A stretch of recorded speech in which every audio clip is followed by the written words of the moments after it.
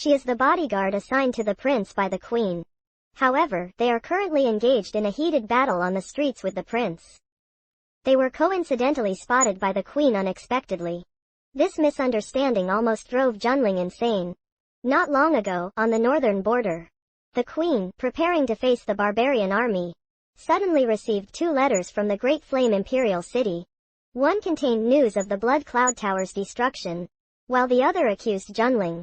Since becoming the prince's personal bodyguard, she had become entangled in the prince's affection.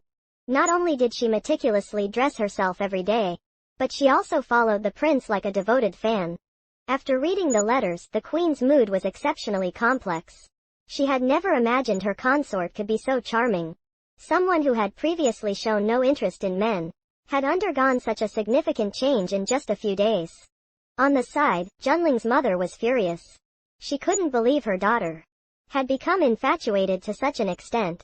She decided to teach Junling a lesson as soon as she got back. If Junling knew her mother's thoughts, she would definitely complain. Because the prince was a hidden expert. After resolving the issue of the barbarian invasion in the northern border, the queen and Junli hurriedly returned. They didn't notice anything unusual along the way, until they saw that the mountain outside Qingyan town had disappeared. Inquiring with passers-by, they learned that the poison swamp old man, along with 3 other mountains outside the town, had been shattered by an unknown powerful figure with a single punch. And Lu Yan, the commander of the prince's guards, seemed to be involved as well. Coincidentally, the 2 of them suddenly saw Xiao Tian and his group playing in the streets of Qingyan town. But at this moment, Xiao Tian felt something was wrong. Why did he sense a killing intent? He looked closely and instantly felt a chill. His wife was staring at him with a terrifying gaze. And Junli also noticed the 3 of them. Looking at her daughter, she was very angry. She was ready to go over and discipline her daughter. Junli would definitely complain if she knew what her mother was thinking. With the queen here, her mother wouldn't dare to touch the prince. Junli had no choice but to jump out, and thought to herself how unfortunate it was to encounter her mother in such a large great flame. Dynasty. Among the 3, Lu Yan first looked bewildered, then said to Junling that a few days ago, she had misunderstood the prince's and Junling's relationship, and had informed the queen of some baseless gossip. Xiao Tian was greatly shocked, realizing that Lu Yan had played a trick on him. Junli strode forward to admonish her daughter. Scaring Junling, she dodged behind the prince. Xiao Tian was not pleased with Junling hiding behind him. What should he do when his wife, who was on the opposite side, had been rejected by the queen? Junling didn't care about that anymore.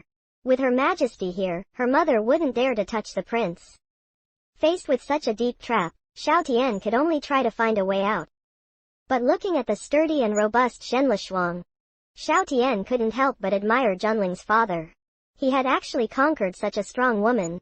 Then Xiao Tian managed to come up with a lame excuse to persuade Shen Lishuang. He said that punishing a child in public like this would leave a lasting scar on the child's heart. However, Junling's mother ignored him and directly stated that either the prince stepped aside or they would fight together with the prince. Junling quickly stepped forward to stop her mother, while Lu Yan also tried to dissuade Junling's mother from being impulsive. Jun Lishuang really wanted to advise her daughter to stay away from the prince. The queen's man was not someone anyone could covet, but she didn't know that if her daughter didn't intervene, she might die. The residents of Qingyan town around them saw this scene and quickly asked Xiao Tian if he needed help. Xiao Tian explained that these people were his acquaintances, so they needn't worry. And then he asked these people to disperse. The queen remained silent the entire time, then turned and walked toward the imperial city, while Xiao Tian looked at his wife's figure and became entranced. Feeling the gaze of a man, the queen turned to look back, only to see her husband staring at her foolishly, with a bit of saliva still at the corner of his mouth. The queen was curious why the people of Qingyan town held him in such high regard. But Xiao Tian didn't immediately answer, he just smiled foolishly. Inwardly, he thought that his wife was becoming interested in him, which meant he still had a chance. The queen looked at Xiao Tian, who remained silent and stared at her, with saliva at the corner of his mouth, and couldn't understand what he was thinking.